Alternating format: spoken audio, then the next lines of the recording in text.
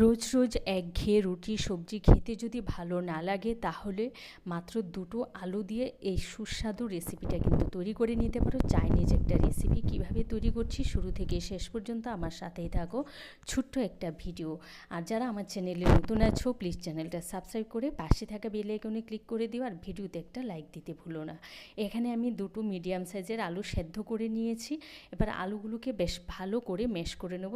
খেয়াল রাখতে হবে এর মধ্যে যেন কোনো দানাদার অংশ না থাকে। তো দেখো আলুগুলো ভালো করে ম্যাশ করে নিয়েছি। এবার ওর মধ্যে সামান্য একটু নুন দেবো। নুনের পরিমাণটা কিন্তু একদমই কম দেবে। তারপরে এখানে দুটো আলুর জন্য আমি 100 গ্রাম কর্নফ্লাওয়ার দিয়েছি। অবশ্যই কিন্তু পরিমাপটা ঠিক রাখতে হবে, না হয় কিন্তু যখন বয়েল করতে যাবে তখন সমস্তগুলো কিন্তু একদম গলে যাবে। তাই মাপটা কিন্তু একদম মেপে এই রেসিপিটা কিন্তু তৈরি করতে হবে। তারপরে দেখো সমস্ত কিছু ভালো করে মিশিয়ে হাতে তেল দিয়ে তারপরে একটা ছোটো বল করে একটা বোতলের মুখটা দিয়ে আমি এভাবে চেপে একটা বটম মাশরুমের মতো তৈরি করে নিয়েছি। দেখতে ভালো লাগে আর কি। তোমরা তোমাদের পছন্দ মতো শেপটা দিতে পারো। এরকমই যে শেপ দিতে হবে তার কোনো মানে নেই। আমি বটম মাশরুমের শেপটা দিয়েছি, দেখতে ভালো সেই জন্য এইভাবে তৈরি করে নিয়েছি। তোমরা চাইলে বলার আকৃতিও করতে পারো। একদম ইজি পদ্ধতি। তোমরা কিন্তু অনায়াসে এটা তৈরি করে নিতে পারো। তো দেখো সমস্ত মাশরুমগুলো কিন্তু আমার তৈরি হয়ে গেছে। এগুলোকে একপাশে রেখে এবার এগুলোকে বয়েল করার জন্য না আমি একটা পাত্রে জল বসিয়ে দিয়েছি। জলটা দেওয়ার পরে তারপরে ওর মধ্যে 1 চা চামচ দিয়ে দেবো সাদা তেল। সাদা তেলটা অবশ্যই দেবে, তাহলে বয়েল করার সময় কিন্তু লেগে যাওয়ার ভয়টা থাকবে না।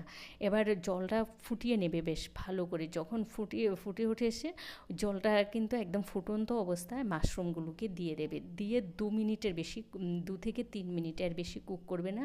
তো আমি 3 মিনিট কুক করে নিয়েছি। যদি বেশি কুক করো ওভার কুক হয়ে গেলে কিন্তু খেতে শক্ত হয়ে যাবে। যে সফটনেস সেটা কিন্তু লাগবে না। এটা না একদম স্পঞ্জি হয়। তোমরা দেখতেই পাচ্ছ। তো এখানে আমি বরফ জল নিয়েছি। অবশ্যই আইস ওয়াটারটা নিতে হবে। বরফ জল না নিলে কিন্তু এগুলো গলে যাবে। দিয়ে বরফ জলে দিয়ে 2 মিনিট রেখেছি। তারপরে আরেকটা পাত্রে আমি ছেঁকে নিচ্ছি। এবার ওই বরফ জল থেকে আমি এই পাত্রে তুলে নিয়ে এর মধ্যে কিছু স্পাইসি অ্যাড করব। দিয়েছি চিলি ফ্লেক্স, ঝাল লঙ্কার গুঁড়া, সয়া সস, পরিমাণটা কিন্তু লিখে দিচ্ছি, চিনি দিয়েছি। এবার দিয়ে দেব এখানে তোমার 1 চা চামচ টমেটো সস। এই টমেটো সসটা দিলে কিন্তু খেতে ভীষণ ভালো লাগে। দিয়েছি ধনে পাতা কুচি সুন্দর একটা ফ্লেভারের জন্য। এবার দিয়ে দিচ্ছি তোমার 1 চা চামচ রসুনটাকে একদম ফাইন চপ করে নেবে। এখানে কিন্তু পেস্ট ব্যবহার করবে না। তারপরে এখানে দিয়েছি 1 টেবিল চামচ বাটারটাকে বেশ ভালো করে গলিয়ে নেব। বাটারটা যখন গলে গেছে এমন গরম অবস্থায় ওই রসুনটার উপরে কিন্তু ঢেলে দেবে। তাতে কী হবে, রসুনটা কিন্তু ওই তাপে কিছুটা সেদ্ধ হবে। ওইটাই কিন্তু খেতে টেস্ট। রসুন কিন্তু তোমরা আলাদা সেদ্ধ করতে বা কুক করতে যাবে না, তাহলে কিন্তু ওই যে চাইনিজ ফ্লেভার সেটা কিন্তু পাবে না। রসুনের কিন্তু কাঁচা গন্ধ একদমই থাকবে না, কারণ রসুনটা ফাইন চপ করা হয়ে গেছে। এবার সমস্ত কিছু ভালো করে মিশিয়ে একটা পাত্রে আমি তুলে নিয়েছি।